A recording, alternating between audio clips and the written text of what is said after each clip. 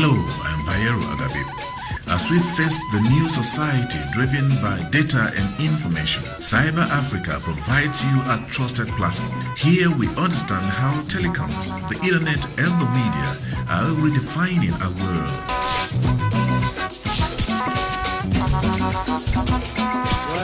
Hello, Africa. Hello, Africa. Tell me how you do, Africa. Cyber Africa, connecting Africa. Africa is changing. Climate change is transforming the way we live, do business, and work. My name is Friday Otuya. I'm standing in for your regular host of the show, Bayero Agabe. And on today's special edition of Cyber Africa, we're taking a critical look at climate change and the various issues surrounding it. Stick around, don't go away. It promises to be a very, very exciting show. Stay tuned.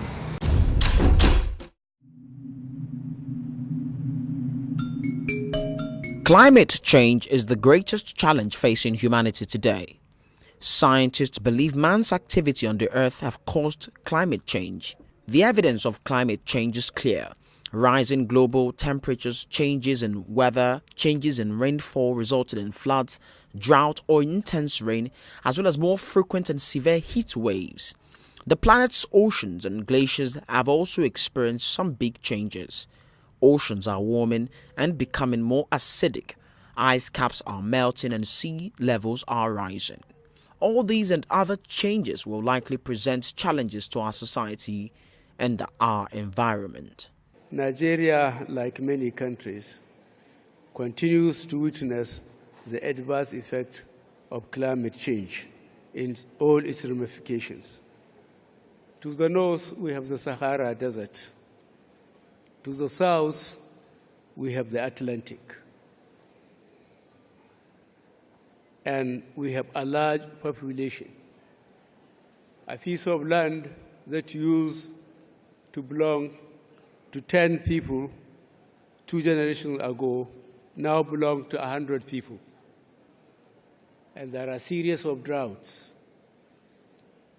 We are reeking under challenges of climate change as the frequency and the intensity of extreme events like floods and drought are on the increase. These challenges have resulted in the destruction of many economic and social structures, and more worryingly, threatening our national food production and security. Life on Earth depends on energy coming from the sun. About half the light reaching the Earth's atmosphere passes through the clouds to the surface, where it is absorbed and then radiated upward in the form of heat. Most of this heat is trapped and absorbed by the greenhouse gases like methane and water vapor, causing heat and warming the surface of the Earth. Most climate scientists agree that the main cause of the current global warming trend is human expansion of the greenhouse effect, which results when the atmosphere traps heat radiating from the Earth towards space. In the case of Nigeria, we have enormous challenges, and how can we take the opportunity of addressing some of the root causes? Deforestation in my country is huge, and what we have to do is to find the alternatives to why that's happening, whether it's for fuel wood or it's illegal logging. All of that we have to contend with. Africa needs a joint response to tackling climate change. Today, millions of Africans are affected by global warming and climate change. Yet millions more have not reaped the benefits that citizens of other countries with high carbon emissions have long taken for granted. Climate change can reduce African crop production by 10% by 2050.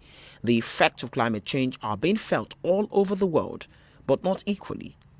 In Africa, millions already feel the consequence of climate change, even though the continent has never contributed to the damage in the global ecosystem like developed countries with high carbon emissions have done. China, America, and India are the largest emitters of carbon into the Earth's atmosphere, which is a major cause of global warming and ultimately climate change. Africa can leapfrog over the damaging energy practices that have brought the world to the brink of catastrophe and build a future with a promise of green energy that would foster the rapid provision of jobs and a more sustainable environment. The window of opportunity for avoiding a climate catastrophe is open, but it is closing and closing fast. Now is the time to seize that window of opportunity. Together, we can build an increasing momentum for change to win the war against poverty and build a fair and prosperous world. In Nigeria, awareness about climate change has been few and far between. This is understandable considering the many socio-economic realities that the average Nigerian grapples with on a daily basis, and many of them, irrespective of socio-economic or educational status, do not appear to be concerned with the causes of climate change. When you talk about climate change, the weather is not the way it used to be before. You know, now the sun is hotter, and I understand that the pollutions from vehicles, from companies, from industries are affecting the climate.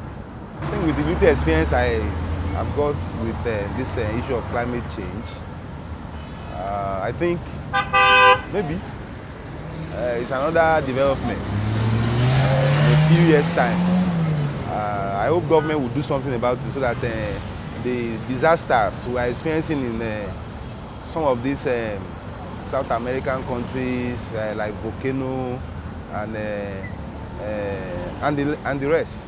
I think recently we heard about, was it a rumor, one of the northern states, if I'm not mistaken. So I think government needs to come into this issue and do the needful so that the global warming, you know, that is giving us some signal that, you know, tragedy could strike anytime. If government can do something about it, we'll be able to overcome the climate change negatively. Nigeria and other African countries across the globe must join the global drive towards saving the environment. Sustainable development is tied to the concept of going green. Therefore, the Green Summit provides a focal point for all stakeholders to hear the actors speak, fully understand the trends, and address the issues surrounding the building of a sustainable environment in Africa. Climate change has brought with it social-political challenges that must be discussed comprehensively. In April this year, the Green Summit will provide a platform for stakeholders to dialogue on the positive environmental, social, and political steps to take that are geared towards a sustainable Nigeria, which will promote peaceful living, thereby setting the nation on course for sustainable development. We have desertification, and in a sense, the desertification in Nigeria has caused the drying up, climate change, exacerbated issues of conflict in the northeast with Boko Haram. We need to recharge Lake Chad that used to be, you know, so much more than it is today. At least as a child, I'd go across that on a hovercraft and think I was going to England. Today, it's a puddle, and I think, you know, it's a stark contrast of before and now. The Paris Agreement 2015 emerged after a lengthy series of negotiations about how best to tackle climate change. Nigeria has also announced ambitious plans to reduce greenhouse gas emissions. The Green Summit will afford the government the opportunity to interact with all stakeholders in agriculture, water resources, energy, transport, industry, security, etc., thereby availing the government of the necessary expert advice and grassroots opinion in order to take informed decisions that is in the best interest of the country. You've seen it all, you've heard it all. It's time to take action for the climate. That's it on Cyber Africa for the week. I'm Friday Otuya saying don't go away. Join us again same time next week for another very exciting edition of Cyber Africa. Bye for now.